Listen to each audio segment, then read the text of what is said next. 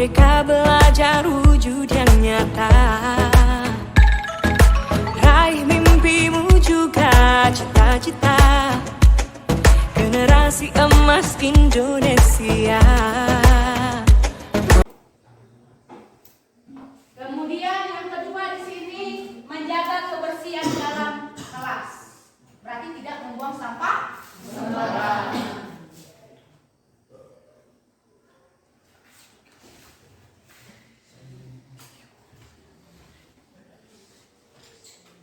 Kemudian masuk kita usulan dari baris kedua, mengerjakan PR yang diberikan Bapak Ibu guru. Tadi kalau disimpulkan berarti pengumpulan tugas tepat pada waktunya.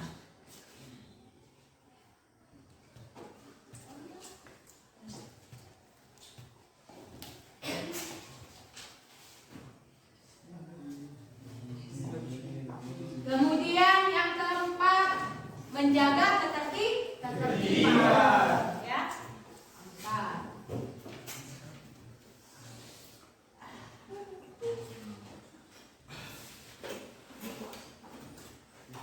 Kemudian yang kelima, menjaga tutur kata dan perilaku. Berarti sopan santun.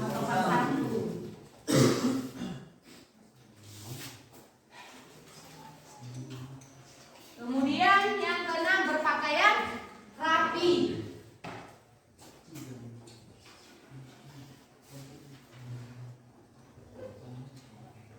Yang selanjutnya, tidak saling membuli, ya. Tidak membuli. Kemudian yang ke-8 sama ya. Dilarang membuli. Jadi ini ada 7 dari anak didik usulan untuk keyakinan kelas yang akan kita sepakati. Jadi kalau dari ibu, kesepakatan kelas yang muncul dari ibu, boleh nggak saya minta di sini anak didik tidak diperbolehkan untuk membawa alat komunikasi, boleh? Boleh? Oke.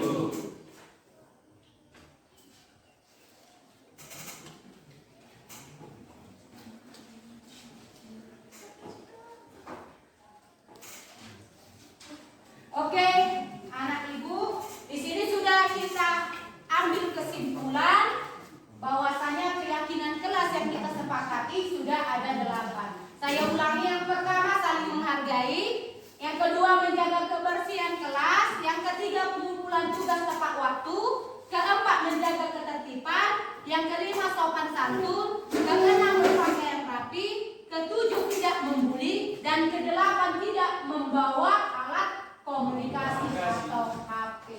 Jadi untuk kedepannya, selama kita melakukan proses pembelajaran di kelas, keyakinan kelas yang sudah kita sepakati, saya harapkan kita sama-sama melaksanakan dengan baik. Oke.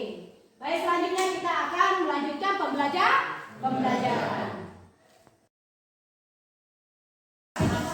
Salam sejahtera buat kita semuanya di hari ini, di tempat ini, dan pada kesempatan ini kita bisa berkumpul dalam keadaan sehat dan tidak kekurangan suatu apapun. Pertama sekali saya ucapkan terima kasih kepada Bapak Kepala Sekolah yang telah meluangkan waktunya dan memberikan kesempatan kepada saya untuk melakukan pengimbasan materi tentang budaya positif.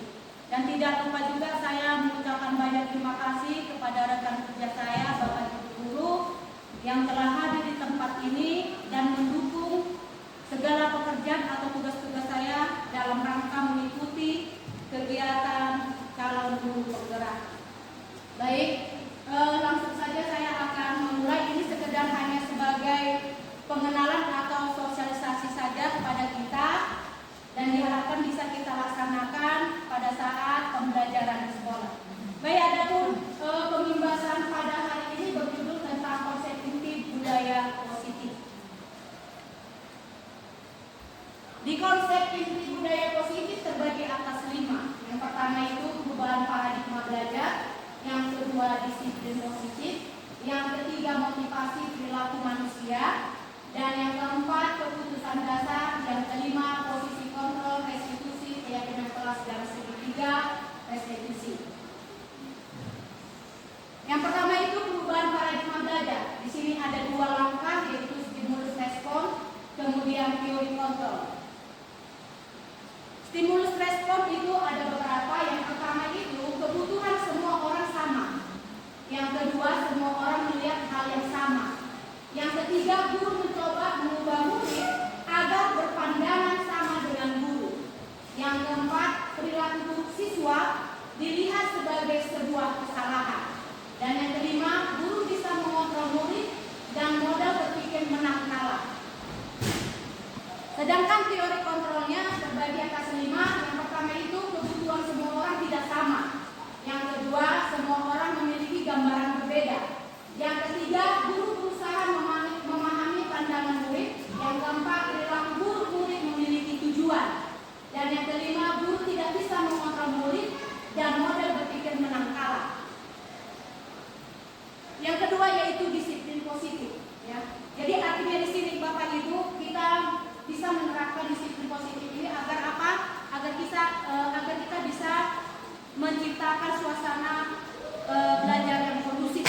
Artinya kita menunjang bagaimana siswa itu biar bisa mengikuti pembelajaran dengan nyaman dan aman.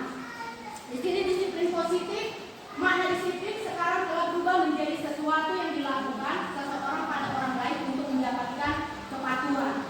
Kecenderunganku adalah menghubungkan disiplin dengan ketidaknyamanan, bukan dengan apa yang kita hargai atau pencapaian suatu tujuan mulia.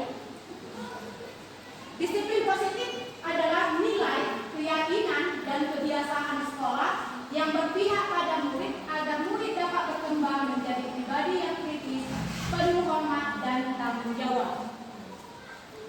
Adapun nilai-nilai yang muncul kalau kita melakukan penerapan budaya positif adalah keadilan, tanggung jawab, kejujuran, bersyukur, lurus hati, berprinsip, integritas, kasih sayang, rajin, komitmen, percaya diri, dan kesabaran. Disiplin positif terbagi atas 3 di sini langkah-langkahnya atau penerapannya. Disiplin positif merupakan suatu cara atau strategi penerapan keberaturan tanpa kekerasan dan ancaman yang dalam praktiknya melibatkan komunikasi tentang perilaku yang efektif antara guru dan murid. Yang kedua, dalam penerapan disiplin positif ini, murid diajarkan untuk memahami konsekuensi dari perilaku. Kemudian yang ketiga, disiplin positif mengajarkan tanggung jawab, rasa hormat dalam berinteraksi dengan lingkungannya. Artinya di sini Bapak Ibu, disiplin positif ini selama ini kita menghadapi siswa yang bermasalah itu pasti kita langsung memvonis mereka itu telah membuat kesalahan tanpa kita tanya terlebih dahulu siswa itu berbuat seperti itu dikarenakan apa. Jadi inilah yang perlu kita rubah cara penanganan siswa. Jadi sebetulnya di sini kalau bisa Bu BPKIan hadir di sini untuk melakukan penerapan ini. Tapi kita Bapak Ibu bisa kita terapkan di kelas kita masing-masing. Jadi disiplin positif merupakan salah satu cara penerapan disiplin yang bertujuan untuk menumbuhkan kesadaran serta memberdayakan murid untuk melakukan sesuatu berdasarkan motivasi intrinsiknya tanpa penghargaan, ancaman, atau hukuman. Budaya positif melahirkan nilai-nilai kebajikan atau profil pelajar Pancasila. Adapun nilai kebajikan profil pelajar Pancasila ada 6. Beriman, bertakwa kepada Tuhan Yang Maha Esa dan berakhlak mulia. Yang kedua, berkebenekaan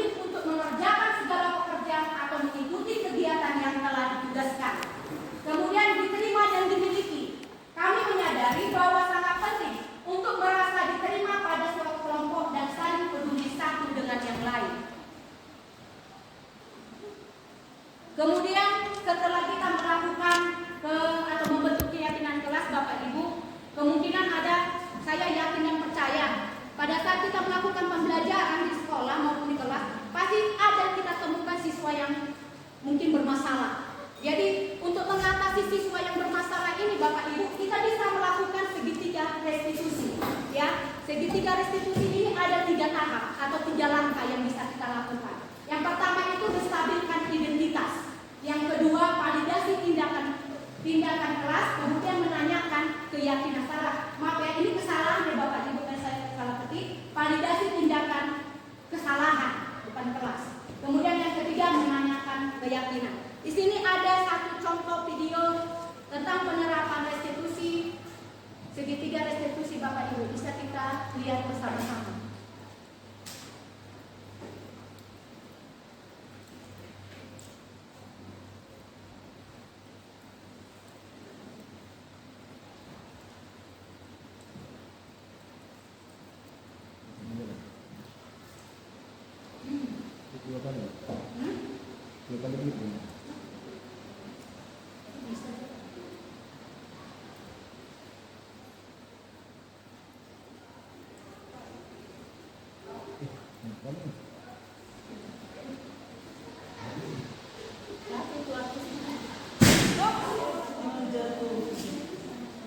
Kunci konnya.